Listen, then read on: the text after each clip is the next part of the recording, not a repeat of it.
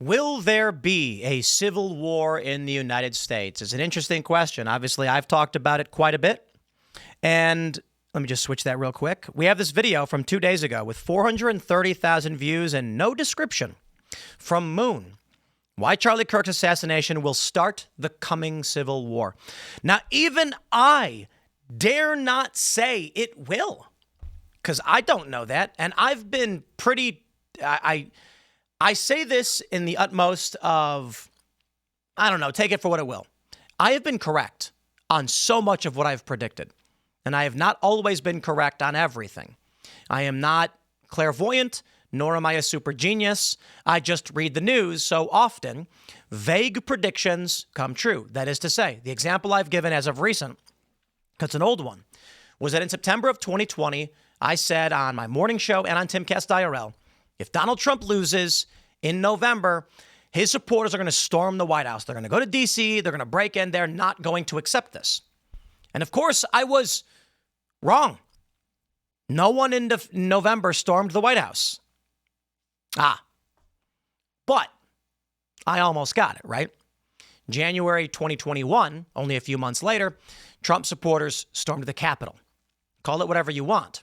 The general idea I was correct about, just the specifics I missed. Before January 6th, but after November, I was called a Looney Tune crackpot. Actually, when I said it was going to happen, I had people on the left being like, Tim Pool's nuts. Yeah, Trump supporters are bad, but they're not going to storm the White House. That'll never happen. Civil war? Get out of here. November came and went, and they laughed and said, see, what a lunatic. After January 6th, they said, arrest Tim Pool, subpoena him. He had foreknowledge of January 6th.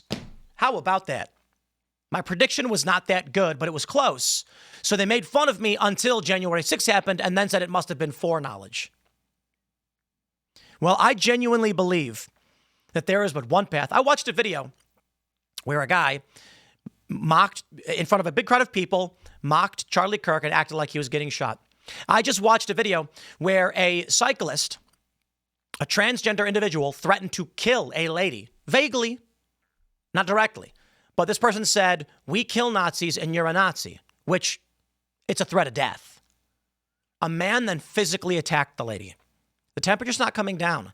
And there is no reality by which anyone is going to effectively simmer down two distinct moral worldviews. And so I look to Moon. And I will hear what he has to say, and I will offer my commentary as that Civil War guy.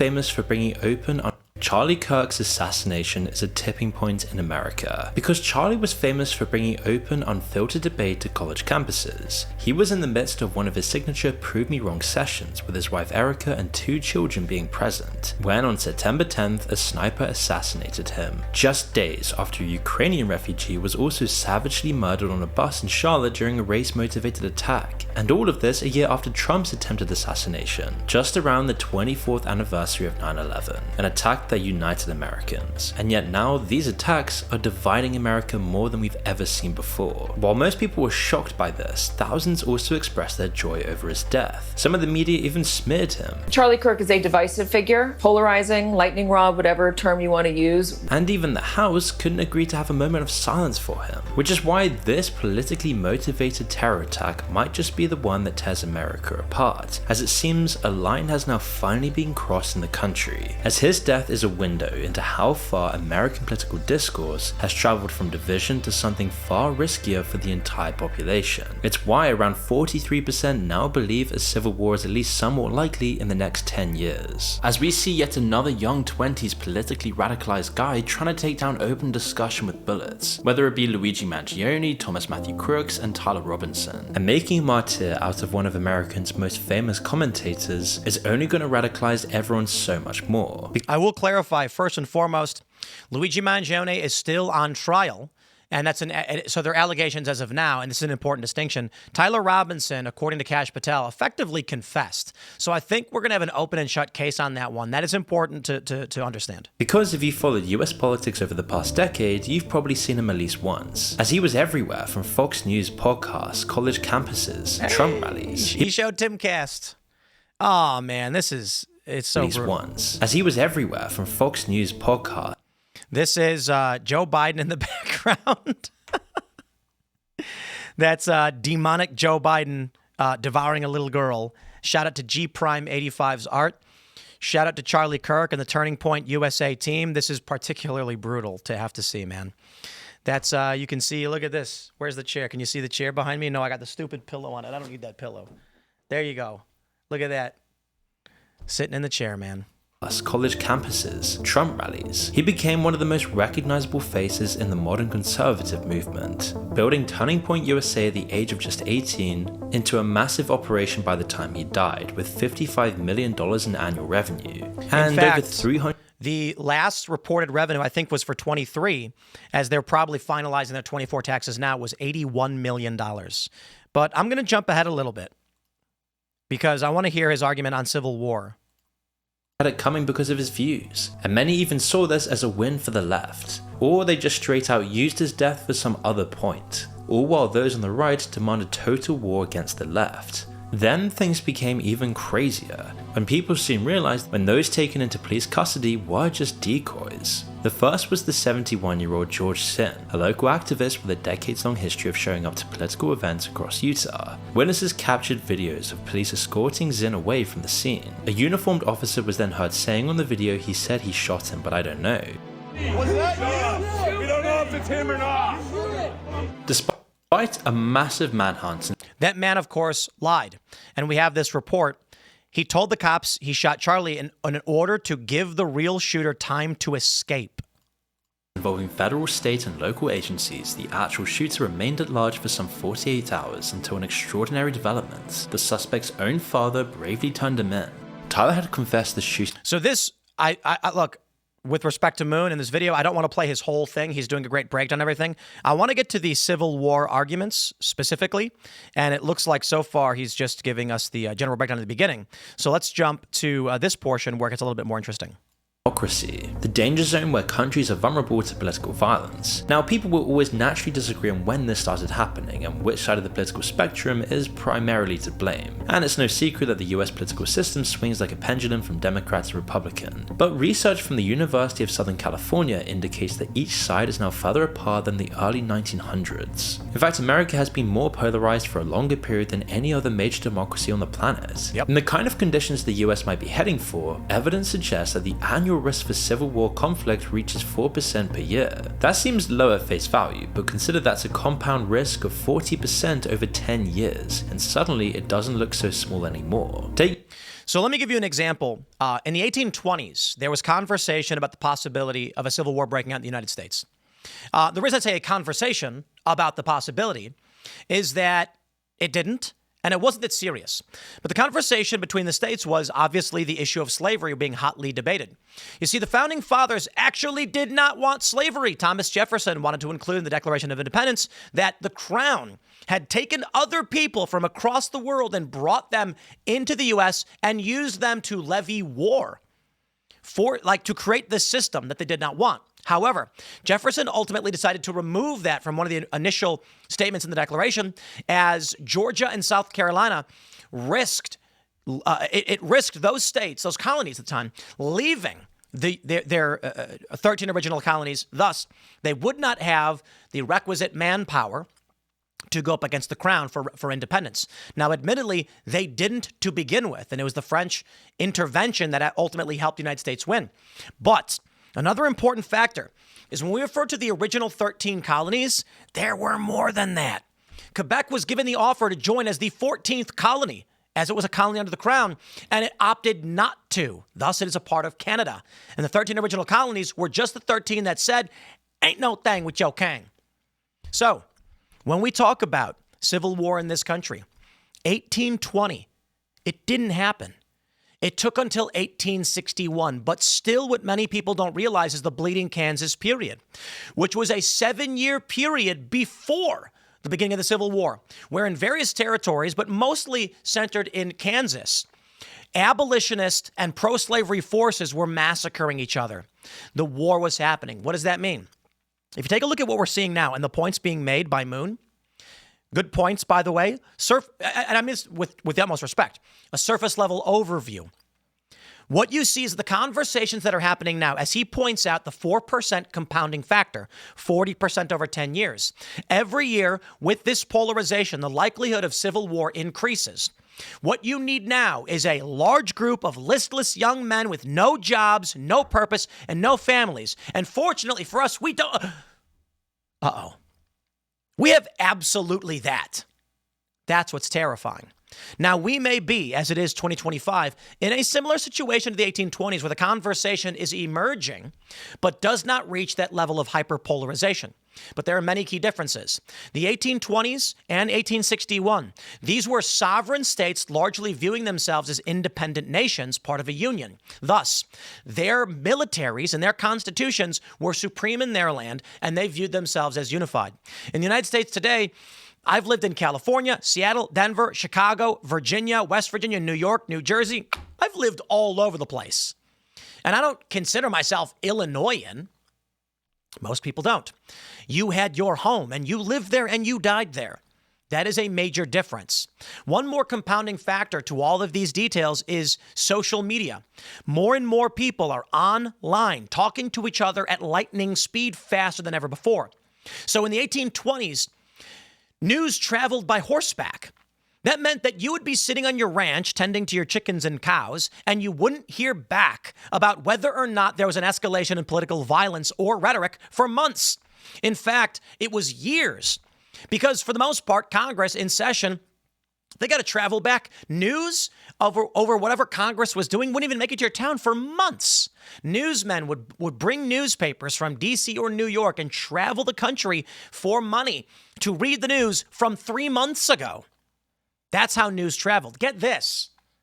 When the Declaration of Independence was actually signed, which one could argue we call it a revolution, could have been considered a civil war in a sense that you had under one crown these warring factions, but a revolution in the colonies is a better way to describe it.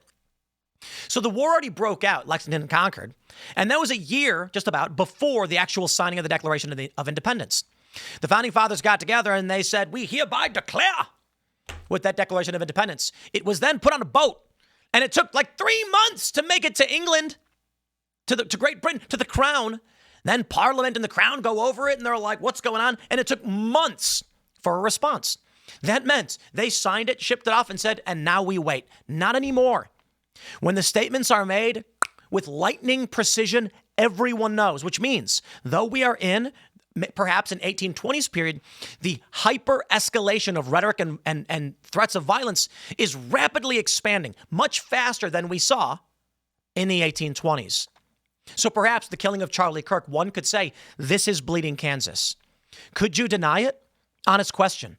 You've got murders, violence. We have more political murders now than we've had in the past. I've heard the metric is. So I'm not the academic studying all of the political murders. But Stephen Marsh said we are in civil strife, and that was a couple years ago. That is if you have at least 70 political deaths in your country. It's a big country, so maybe that's hard to say. The estimates right now are around 150 political deaths. So Rudyard Lynch of What If Altist, you were wrong, but close. To be fair, I think it's at 1,000. 150 this year so far. What does that really mean? I don't know. Because sometimes when they classify political deaths, they say things like a racist guy stabbed a black guy or something. And you're like, was that really political? But online, the rhetoric is rapidly expanding. Let's continue the video from Moon. And I always want to give a shout out to those that I react to. It's just Moon on YouTube. I recommend you check out the full channel and subscribe to watch his full video, and full credit to Moon. Shout out for your video so far. I think you've done a pretty good job. And let's listen.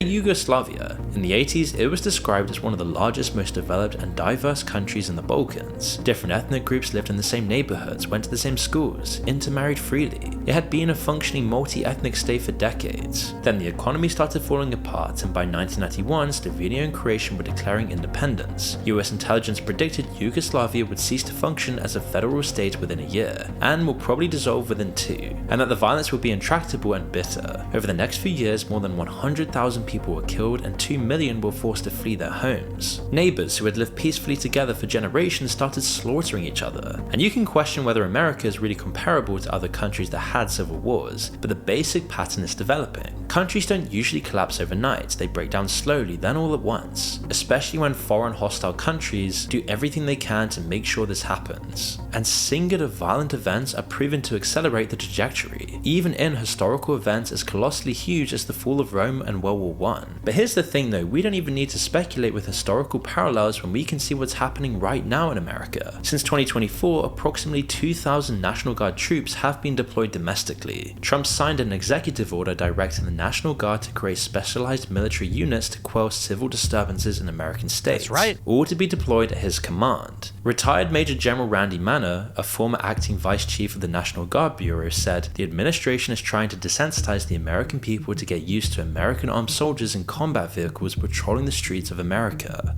Trump is allowed to do this.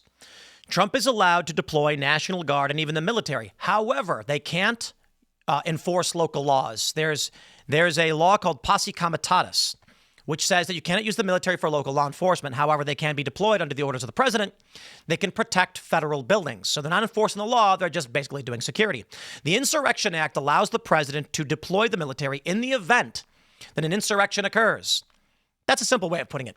The easy way to put it is if local laws are not being enforced, the federal government can use the military to enforce those laws if Trump declares an insurrection. There are two different versions of the Insurrection Act. One was updated.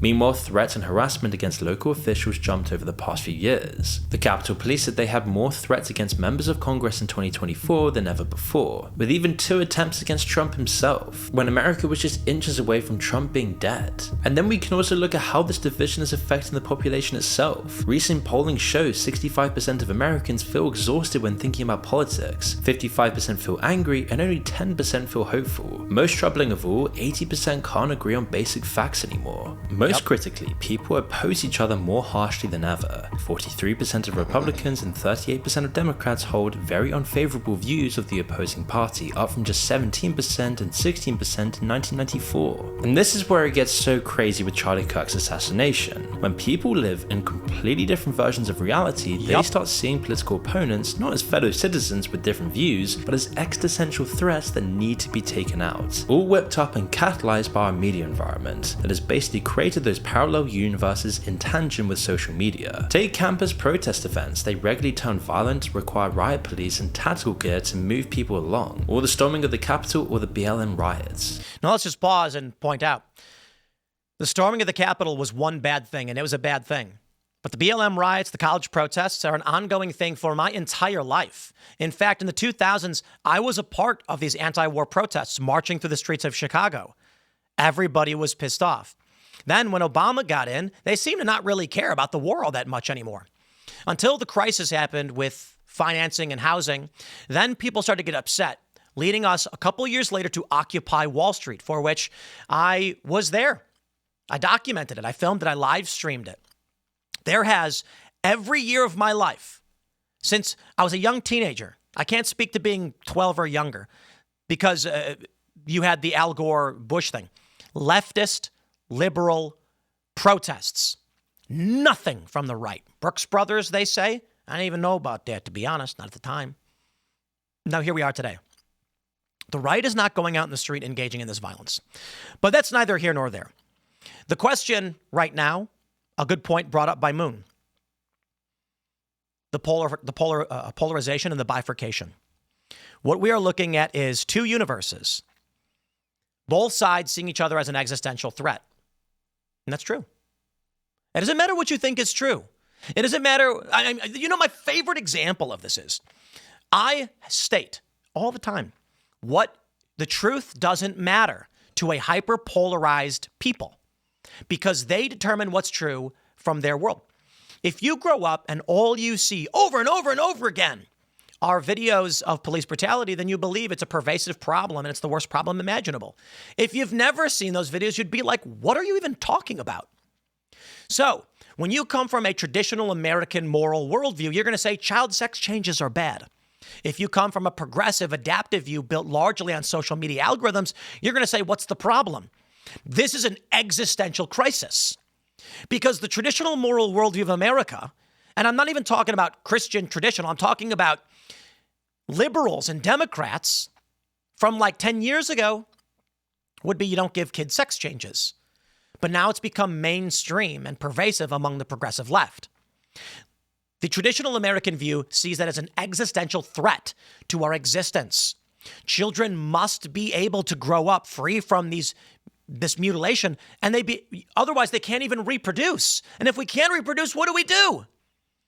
And the left says abortions for all, sex changes for whoever, and well, if they can't have kids, so what? Immigration's a solution. But immigration threatens the fabric of the nation because the worldview of those migrants is also drastically different from traditional Americans. Thus, no matter which side you're on, you face an existential threat. It's not so much about who is right or wrong or what is true. It is that if you are a progressive liberal, yes, Charlie Kirk, if he were to win politically, your worldview would be marginalized. He didn't want to kill anybody or anything like that. But he certainly would say you can't give kids sex changes, which means if you live in a world where you deem it mandatory, you were facing an existential threat to your ideology, not to you personally. But that's what they said. They want us to not exist, respect existence or expect resistance. That's how they played it. Depending on which news anyone consumes, they see completely different events. And we all know by now how social media and its algorithms play into this, as there's barely any money to be made from nuanced coverage that says this was complicated with multiple factors. Now you need two or more sides to contribute to any debate, but a healthy debate needs a middle ground, and that's what America has completely lost, mostly because of the way the media treats issues. To exemplify what he's saying, I'm going to show you this post from the Joe Rogan subreddit. This was done intentionally by me, and anybody who follows me on X knows this. You can follow me on X at Timcast. Subscribe to this channel, by the way. At Joe Rogan put, Tim Pool with great takes as always. And it's a tweet from me that says, it should be illegal to not believe in God. It's an archived post. The top comment, this sounds like Sharia law to me. I realized I was being reductive, but I was referring to places where legislation is based on Sharia. I thought that would be implied by context. That's the top comment. The next one says it should also be illegal to cosplay as a leukemia patient for the better part of 2 decades, but here we are, Tim. The next one says, I would genuinely like to know what his appeal is. He's always complaining about something, blah, blah, blah. Ah, yes, because with every great theologian will tell you that God wants people to be forced to worship him. Indeed. Now, the funny thing is, you got to scroll down. People need to understand that since Twitter started paying its users for more views and engagements, Tim Pool has been like this. Lies! I have been like this the whole time. I have always been, I will refrain from swearing, an ish head who pokes the bear and makes a point, because I ain't on your team, I ain't on anyone's team. Let's see how far you got to go. It should be illegal to be that stupid. Which God? Pool is perma-mad, the party of freedom. Let's see, hates having his freedom. Are there any actual cool conservatives? This is where Gen Z. This is pretty good, actually. It's photoshopped me, morbidly obese. I look like one of the Duck Dynasty guys. I actually think that's pretty good. Amazing. This is the bifurcation of social media. Corrupted syntax, finally. He followed up with a tweet saying believing in God should be illegal, which got far less engagement, which no doubt he pointed to saying, see, they hate religion. But he still didn't get it because I made my point. And actually, I think if I sort by controversial, because that's what Reddit's giving you, you might actually see he's making a joke for F's sake. Yep. That's bait. It's downvoted. Tim Pool tweets are trolls, LMAO. I'm not sure why we're posting a tweet from 6 months ago, but freedom of religion is protected. Blah, blah, blah. He tweeted that right after saying it should be illegal to believe in God. He did this to test the algorithm or something. Correct, but it'll go over everyone's head and they'll only see a surface level and confirm their beliefs with absolutely no hate in their heart. That's right. He isn't in any position to make it happen. Blah. You're falling for a troll is more shameful. Reddit upvoted. They ignored that 2 tweets were put at the exact same time for the purpose of me saying, this is the point. The left is only going to share what makes them mad and they can use to justify what they want. The same is true largely for the right, but not entirely. The reason why I'm more considered to be aligned with the right is because I'm more willing to tell what's true. And that means when the media lies, I will call it out. When they say the right is more responsible for violence, and I say that's not correct, here's the stats, they go, he's defending the right, therefore he's on the right. But if you live in a world of lies, that's what you'll believe. But none of this matters. You can tell me I'm wrong right now. Say, Tim Pool, you're a liar. You're a conservative and a liar. Fine, I don't care. The fact of the matter is, as it pertains to civil war, both sides refuse to believe what is true or what is not true. Now, I certainly think the right has a truth, has a right-wing bias. Reality has a right-wing bias. But it's fine if you think I'm wrong. That proves my point. In which case, at least on this point, I am right. The bifurcation is here. I don't know how YouTube's going to deal with it. Completely dehumanizes those on each side of the political spectrum. And while this isn't exactly new, it's getting so much worse in the last couple of years. And this sort of violence has a nasty habit of snowballing. Take the 2011 shooting of Congresswoman Gabby Giffords. Within hours of the tragedy, both political sides were blaming each other's rhetoric for creating the climate that led to the violence. The shooter turned out to be severely mentally ill with no real coherent political ideology, who actually voted for independence and his friend said wasn't left or right, but that didn't stop the blame game for slogging on for weeks. That's when true. Martin Luther King was assassinated. That's a really great point. You can look back at those shootings and say it was not politically motivated, but it led to the bifurcation. The rhetoric that Moon was describing on both sides is the conversation that breeds two distinct political classes in the younger generation. The older generation is more unified. But as time goes on and they age out, you eventually end up with two distinct universes who see the world in entirely different ways, and that's how you get civil war. Now, it's not always about two groups, mind you. It's about two umbrella factions. Within these factions of moral worldview, you will get distinct and individual groups with slightly different beliefs. In 1968, things got way worse. Riots erupted in nearly 200 cities within hours. 43 people died, 3,500 were injured, and 27,000 were arrested over 10 days of violence. And the significance of this, though, is that 3 TV networks basically told the same story to the whole country. People could disagree about solutions while agreeing on basic facts. But America no longer has that luxury anymore, as we can quite clearly see from the world's reaction to Kirk's assassination. It's a horrifying thing to see, because back in 2021, MIT researchers working with the Club of Rome updated their modeling and found that we were on track for, quote, the terminal decline of economic growth within the coming decade.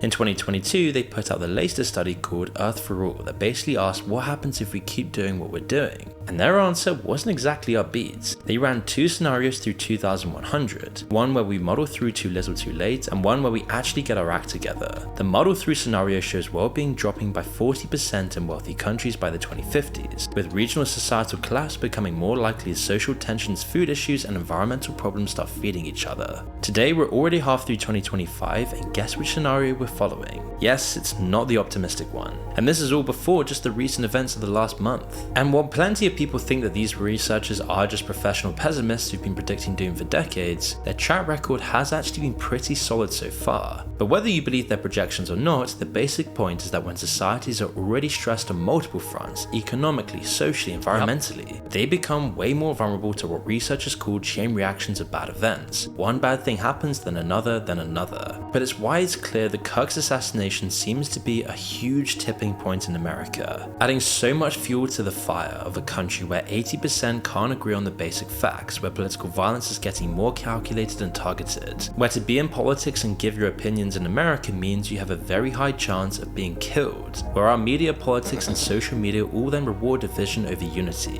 where people are quite literally excited to see their political opponents get taken out. The question isn't really whether America can survive any single political assassination, but whether it can survive becoming the kind of country where political assassinations feel inevitable. Correct. Because the most shocking thing about all of this is that not that many people are even surprised. It almost just felt like something like this would happen, and it probably will continue to do so. No. Maybe for him, maybe that's what he thought. None of us thought that Charlie would be killed like this. And I've done events. We were going to do an event. And with all the security threats that I've faced, I never thought this was possible. And it is very strange. Even right now, it is difficult to believe. Perhaps I'm still in denial. I mean, like, logically, I get it. Charlie's gone. But it feels impossible. For the longest time, I've been warning about the threat of civil war. that the escalation we've seen from street violence would make its way to the highest level of politics. And in 2018 and 19, they told me I was crazy. And I didn't understand how they couldn't see it. There were two distinct moral universes. They were growing. They were expanding. They were young. And eventually they found their way into politics. I said, sooner or later, this will reach the highest level of politics. They said, no, you're crazy.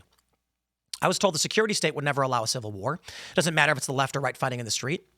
But what people didn't understand was that I could see it at the grassroots ground level. I have been covering all of this violence for so long that there is a left and a right that completely have different views of what is even true. Like 1 + 1 = 2. The left believes 2 + 2 = 5. It's not an exaggeration. You may be saying, Tim, that's crazy. No one believes 2 + 2 = 5. I'm going to prove it for you. A massive campaign. Let me see if I could. Oh, it's hard to actually pull up the. Here we go. I'm going to pull it up. 2 + 2 = 5 was a big debate for a long time. Here we go. How 2 + 2 = 5. It's time to tell. Here's a post from Medium. No, 2 + 2 does not equal 5, but that was never the point.